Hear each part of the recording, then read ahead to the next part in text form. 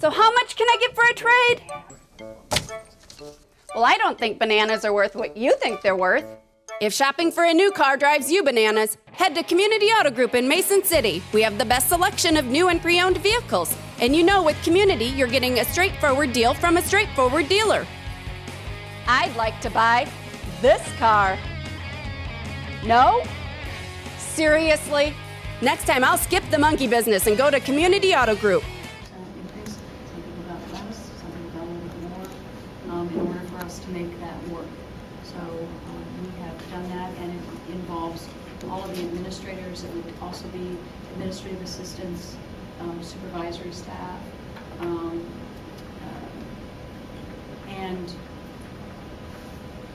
I think that's it. Food service managers, and any miscellaneous staff. For instance, we have a couple of social emotional coaches that fit under that miscellaneous staff. We have our folks that are the campus monitors at the high school. That all fits under that miscellaneous staff. So that's one of those. Questions or comments? How many total people is it, do you know? Or roughly? I think we're looking at about, Probably 35 to 40. it's about 40 people. No.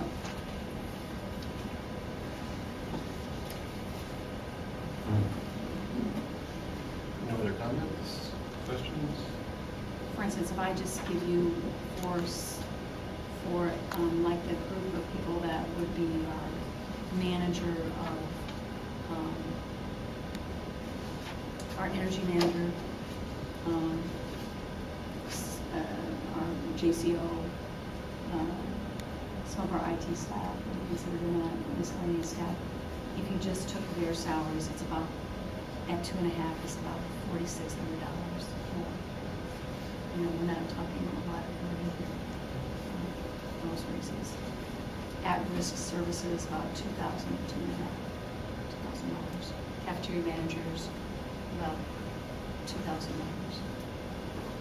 When was the last time? They got an increase last year, but we've held that down based on, you know, what you've said, you know, knowing that our teachers took a larger raise, and we have, you know, limited funds, but we've been doing a lot.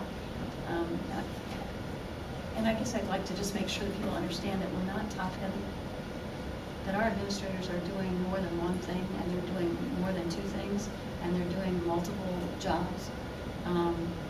We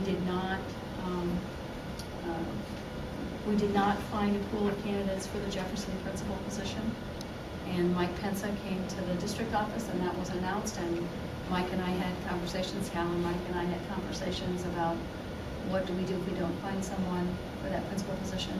And Mike will be the interim principal for Jefferson, plus he will be serving as the executive director of learning supports. We don't have an HR director specifically assigned to an organization that has 500 employees. You know, that's, I think people have to understand that I'm not sure where they think that it's a top-heavy organization when you have a principal in a building and you have 600 kids in the building. That's one principal. And you may have a dean of students to support that. You may have one counselor to support that. You may not have a full-time nurse to support that.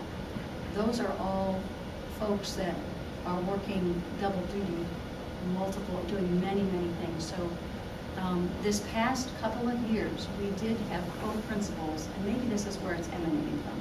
We had co-principals for John Adams. And that was because they were split, and we were trying to make sure that we really were paying attention to what junior high looked like. And so Mr. Van Hemert served the 7th grade and the staff there, and Mr. Sigmund served the 8th grade at the annex. And I'm wondering if that's where that sort of misconception is coming from, because now as they're coming back together, it's one principal, and Mr. Sigmund's going to serve as one principal, and we do have a dean of students that will be hired to do that. For the Jefferson position, because Mike has he's in charge of all special ed and all preschool programming. plus helping with elementary programming and reports that are due and those kinds of things that we have to do. So we did hire a school administration manager, and we have one at Hoover as well, with Barb Wells. Barb has taken on curriculum and K-12 literacy. So she has district responsibilities that require us to manage Title I money and follow that money and to make sure we're doing our planning and reporting appropriately. So I want to make sure that people understand that administrators are necessary and needed, but we're not top-heavy. And so I don't know how else to get that message out there, other than to just say people are doing more and more, and the expectations have gotten higher and higher. You know, I've gotten in the last 3 days directives from the Iowa Department of Education saying, these are the legislative changes, and they are, you've got a copy of the clarification that came this week. I got another one today that talked about the teacher leadership and compensation legislation and what that's going to mean. And Dawn and I had a conversation before the meeting this evening about how do we roll this out so that we can do this. But that's a lot of expectations placed on administrators who have to take care of children every day, make sure staff have what they need, make sure families get contacted. I just want people to understand that administrators are working hard, and they're earning their money, and they're working more than just, they don't work, I'm sorry, I don't see one administrator that works 9 to 5 or 8 to 4. They aren't walking out at 4 o'clock every day. And to attract good Right. people. Keep them Oh, here. yes, absolutely. We want to keep them here. We want to keep people, I want good teachers here, and we've done a great job of hiring some new staff.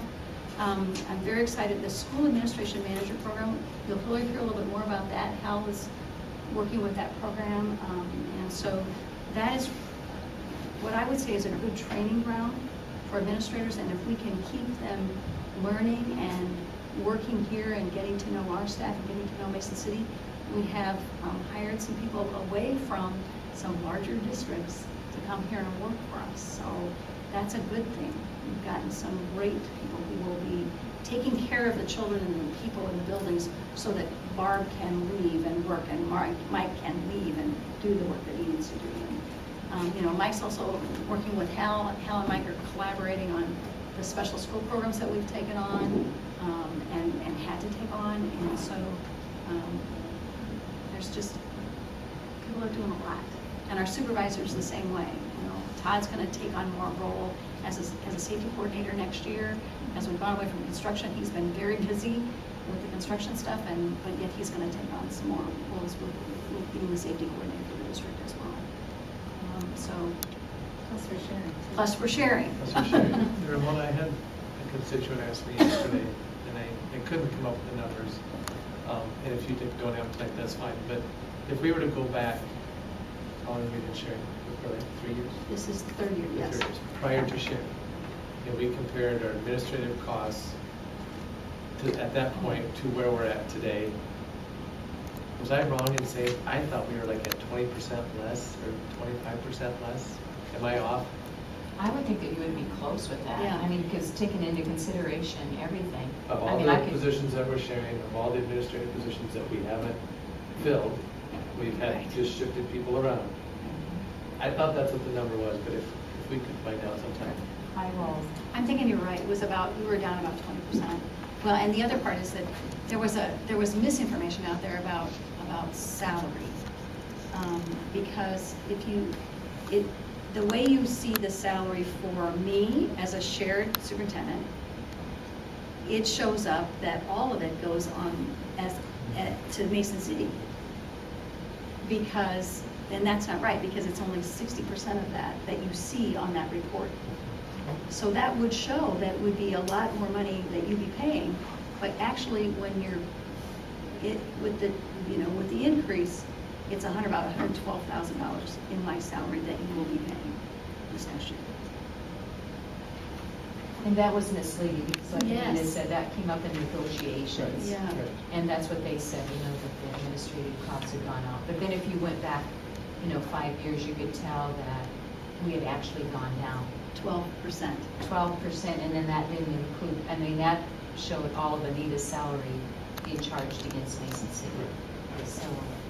So I will do a spreadsheet on that. That'd be great, thank you. You know, that segues into one other thing, and I'm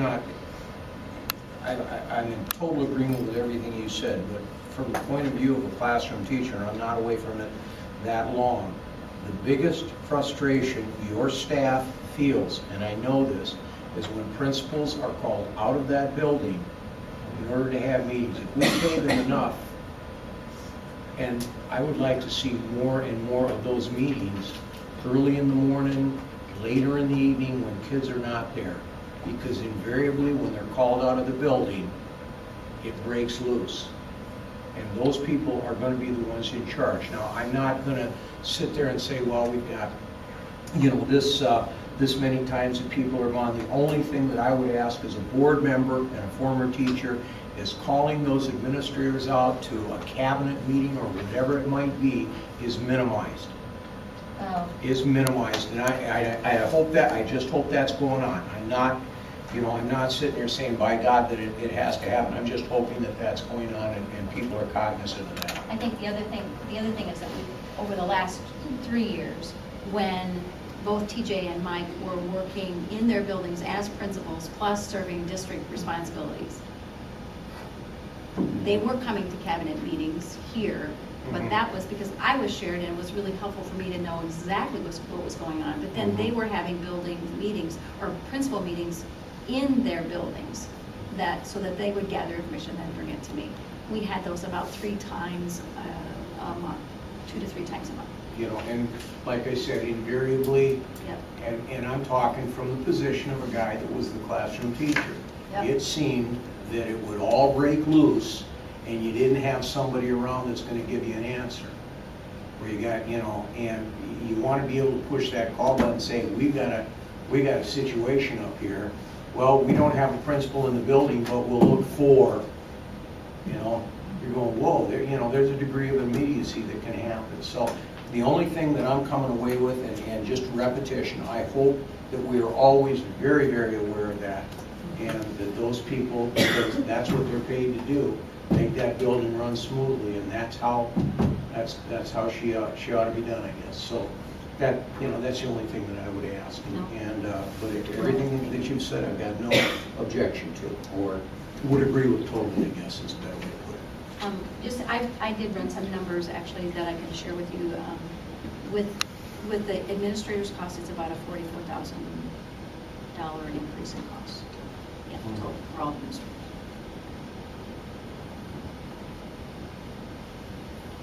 Any other questions? Motion to approve. And a second. All in favor say aye. Aye. Any opposed? Motion carries.